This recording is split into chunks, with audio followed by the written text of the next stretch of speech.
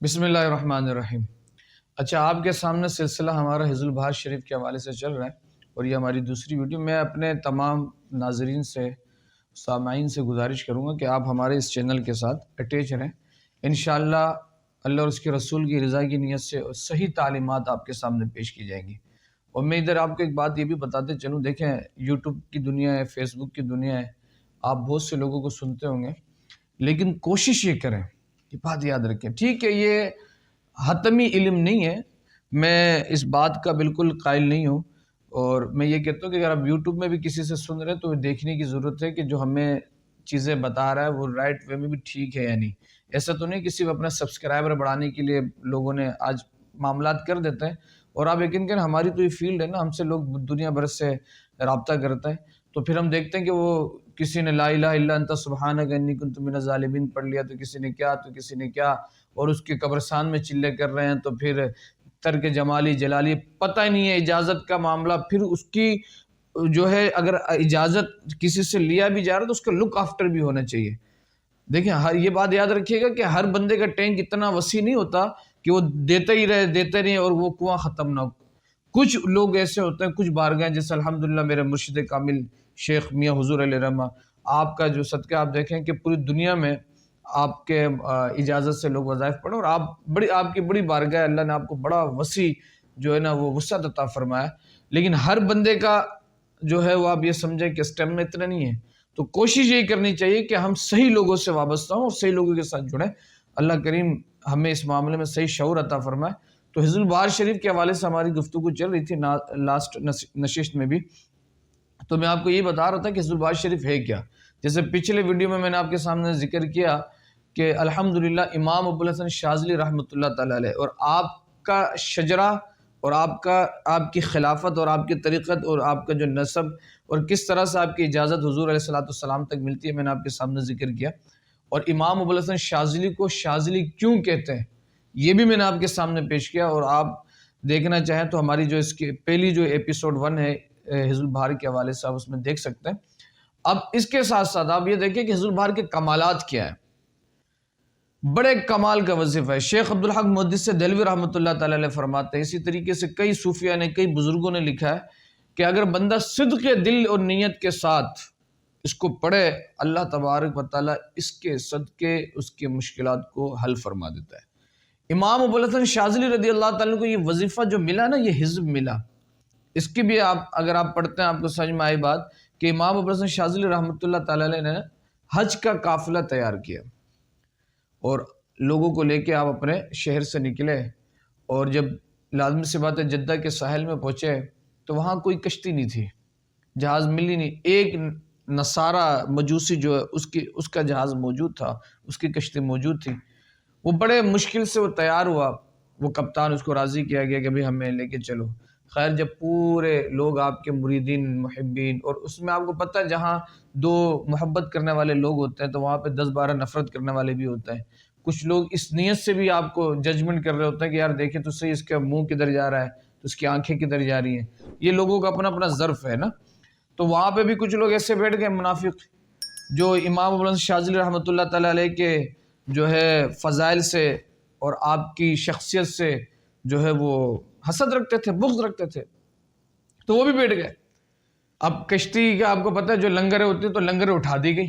اچھا جب لنگر اٹھا دیا گیا نا تو ہوا جو جہاز، پانی جہاز کا جو سفر ہوتا ہے نا، اس میں یہ بات یاد رکھیے گا کہ ہوا آپ کے موافق ہونی چاہیے۔ مخالف سمت ہوا ہوگی نا، تو جیسے مطلب جہاز کو ایسے جانا ہے نا آگے کی طرف، اور مخالف ہوا اس طرف سے آ رہی تو جہاز آگے جانے کے بجائے پیچھے آئے گا، آپ کی کشتی آگے جانے کی بجائے پیچھے آئے گی۔ اب ہوا کہ تھوڑا سا آگے گیا پھر یہ پیچھے آنے لگا، تو اب یہ معاملہ بڑا خراب ہوا۔ اب لوگ آپ کو پتہ ہے ایسے موقع پہ تو لوگوں کو بات کرنے کا موقع مل جاتا ہے، وہ باتیں کرنے لگے، یہ بزرگ ہیں تو یہ وہ ہے اور یہ معاملہ۔ اب اسی حال میں مراقب ہوئے اور اپنے شیخ کی بارگاہ میں مراقب ہوئے، اپنے شیخ کے وسیلے سے آقا علیہ الصلوۃ والسلام کی بارگاہ میں حاضر ہوئے۔ تو اس وقت آپ فرماتے ہیں کہ آقا علیہ الصلوۃ والسلام کی دیدار ہوا، مجھے حضور علیہ الصلوۃ والسلام کی زیارت سے میں مشرف ہوا۔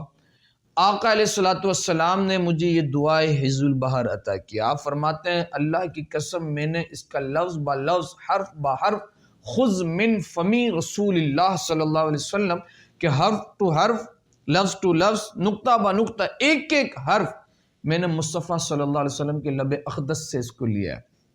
حضور فرماتے گئے، میں پڑھتا گیا اور مجھے وہ یاد ہوا، اور جب آپ نے اس کو پڑھا تو اور اس دیر سے آپ نے کہا، اشارہ کیا کپتان کو کہ آگے کی طرف، یہاں تک کہ لنگر جو ڈالا ہوا تھا نا تو ہوا اتنا موافق سمت پہ چلنے لگا کہ کپتان جو ہے اور اس کے جو معاونین ہیں وہ لنگر اٹھا نہیں سکے، بلکہ لنگر کو توڑنا پڑا، کاٹنا پڑا۔ اور یہ جو مہینوں کا سفر تھا، ہفتوں کا سفر تھا، وہ کچھ دن کے اندر طے ہو گیا اور وہاں پہ آپ پہنچ گئے۔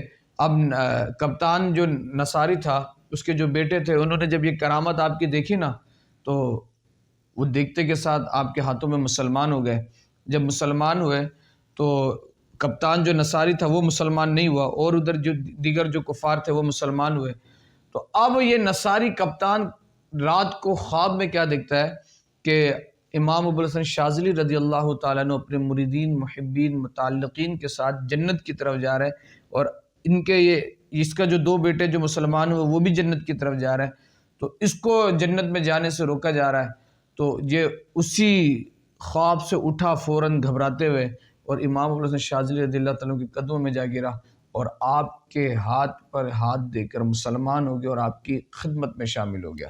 تو یہ آپ کا بڑا کرم تھا۔ یہ امام ابوالحسن شاذلی رحمۃ اللہ تعالیٰ علیہ کو جو اللہ نے حزب عطا کیا، حزب البحر، اس لیے اس حزب کو حزب البحر کہا جاتا ہے۔ بحر کا مطلب سمندر، اور یہ وظیفہ، یہ حزب آپ کو سمندر پہ اللہ نے آقا علیہ الصلوۃ والسلام کے صدقے عطا کیا، تو اس وجہ سے اس کو حزب البحر کہا جاتا ہے۔ اگر ہم اس کے اسرار و رموز پر بات کریں، جیسے میں نے کہا بھی کہ اس کی کئی زکاتیں ادا کی جاتی ہیں، زکات کبیر، زکات صغیر، پھر وظائف کے لیے، پھر اعمال کے لیے، پھر صاحب ورد ہونے کے لیے، اور کتنی بار پڑھا جاتا ہے، پھر اس کے چلے بالخصوص 6، 7، 8 سفر کو کیا جاتا ہے۔ اور پھر اس حزب البحر کے اگر آپ موکلات کی بات کریں تو اس حزب البحر کے موکلات پہ اگر آپ دیکھیں تو 313 اس کے موکلات ہیں۔ اور اگر آپ اس کا پہلا لفظ دیکھیں نا، دیکھیں میں آپ کے سامنے پڑھتا ہوں، بسم اللہ الرحمن الرحیم، اللہم یا علی یا عظیم یا حلیم یا علیم۔ یہ اس کے آپ دیکھیں، اللہم یا علی یا عظیم یا حلیم یا علیم، یہ وہ نام ہے، یہ وہ اسم اعظم ہے کہ جس کے متعلق جمیع صوفیاء نے، جمیع روحانی عاملین نے یہ کہا ہے کہ اللہ کے اسم اعظم ہے، اللہ کے اسم اعظم۔ اور اسم اعظم کی فضیلت اور برکت یہ ہے کہ جو بندہ اسم اعظم کے صدقے وسیلے سے دعا مانگتا ہے، اللہ اس کی دعا کو قبول فرماتا ہے، اللہ اس کی دعا کو قبول فرماتا ہے۔ آگے دیکھیں آپ، انت ربی وعلمک حسبی فنعم الرب ربی ونعم الحسب حسبی تنصر من تشاء۔ ہر قسم کی اس کے اندر تسخیرات بھی موجود ہے۔ آج لوگ کہتے ہیں نا کہ تسخیر کا عمل چاہیے، تسخیر، آپ دیکھیں اسی کے حزب کے اندر موجود ہے، وسخرت الجبال والحدید لداود علیہ السلام، وسخرت الریح والشیاطین والجن لسلیمان علیہ السلام، وسخرت الریح کل بحر هو لك في الارض والسماء والملک والملکوت وبحر الدنیا وبحر الآخرہ وسخر لنا كل شيء یا من بیدی ملکوت کل شيء کاف ہا یا عین صاد۔ ہر چیز کی تسخیر، چاہے جنات کی ہو، چاہے پتھر کی ہو، چاہے پہاڑ کی ہو، چاہے ارضات کی ہو، سماوات کی ہو، ملکوت کی ہو، ساری تسخیر۔ کیا کہ یا اللہ جس طرح سے حضرت داؤد علیہ السلام کے لیے تو نے لوہے کو پگھلا دی، تو ہمارے لیے بھی ایسا کر دے۔ جس طرح سے حضرت سلیمان علیہ السلام کو تو نے جو ہے ملکیت عطا کی، حضرت سلیمان کا صدقہ ہمیں بھی عطا کر۔ پھر میں آپ کو ایک خاص بات بتاتا ہوں، اس حزب البحر کے اندر کئی بے شمار آیتیں موجود ہیں، کیونکہ یہ آیتوں کا مجموعہ ہے، حضور کی دعاؤں کا مجموعہ ہے۔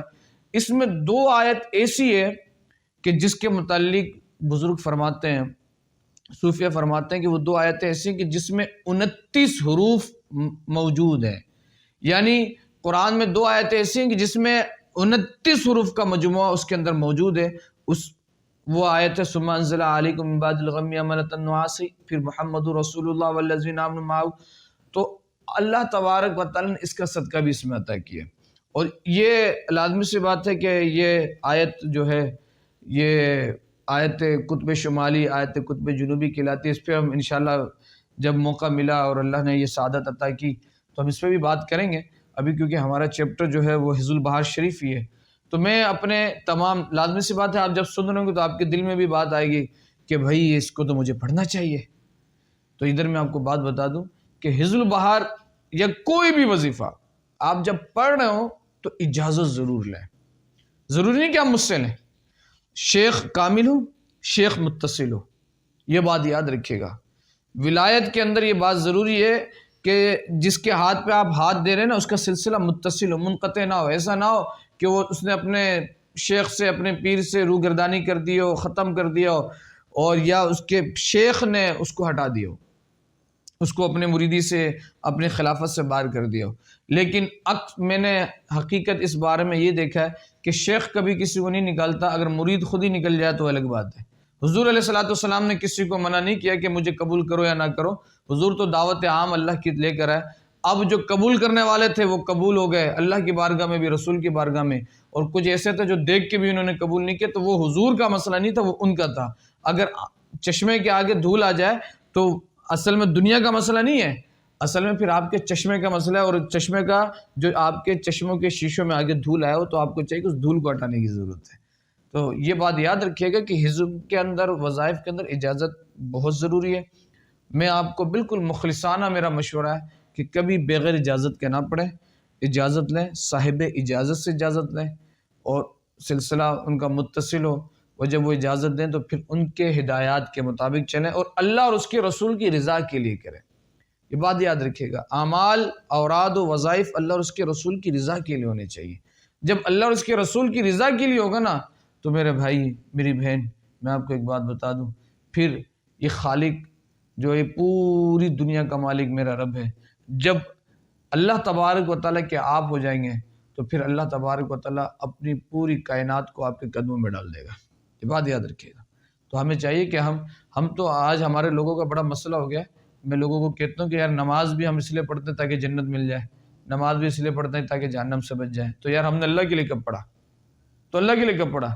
یا تو کچھ لوگوں کا شیوا یہ ہو گیا کہ وہ نماز فجر پڑھ کے، ان کا ذہن یہ ہوتا ہے کہ فجر پڑھ کے شٹر کھولیں گے تو نا لوگ زیادہ سے زیادہ آئیں گے، دھندا اچھا ہوگا، کسٹمر زیادہ آئیں گے. تو پھر تو نے اللہ کے بندے اللہ کے لیے کب پڑھا؟ تو ہمیں ان چیزوں سے نکل کر نماز عبادت جو ہے وہ عادت کی بنیاد پہ نہیں کرنا چاہیے، بلکہ محبت کی بنیاد پہ کریں، اللہ اور اس کے رسول کی محبت پہ کریں. جب اللہ اور اس کے رسول کی محبت پہ کریں گے تو میرا رب آپ کو کبھی تنہا نہیں چھوڑے گا. ہاں، وہ رب بڑا ہم سے پیار کرتا ہے، وہ بڑا پیار کرتا ہے. اللہ کریم اس کی برکت ہے عطا فرمائے. اور دعا کریں جو حزب البہار میری اجازت سے پڑھ رہے ہیں، اگر وہ چاہتے ہیں اجازت تو نمبر ہمارا موجود ہے، تو وہ ہم سے نمبر لے سکتے ہیں اجازت کے لیے. پھر اس کا ایک سلسلہ ہے، 3 دن تک ہم دیکھتے ہیں. پھر میرا جو طریقہ کار ہے، میں آپ کو بات بتا دوں، میں اجازت عام ایسے نہیں عطا کرتا، ایسے نہیں دیتا، بلکہ دیکھتا ہوں، پھر استخارہ کرتا ہوں، پھر سمجھ میں آتا ہے تو پھر دیتا ہوں، اور اس کے بعد وہ معاملہ ہوتا ہے. اللہ کریم اس کی برکت عطا فرمائے. جو لوگ پڑھ رہے ہیں میری اجازت سے، ان سے بھی میں کہوں گا، جو ایسے بھی پڑھ رہے ہیں دیگر شیخ کی اجازت سے پڑھ رہے ہیں، ان سے بھی میں کہوں گا کہ وہ میرے لیے بھی دعا کریں. اللہ تبارک و تعالی ہم سب کا حامی و ناصر ہو.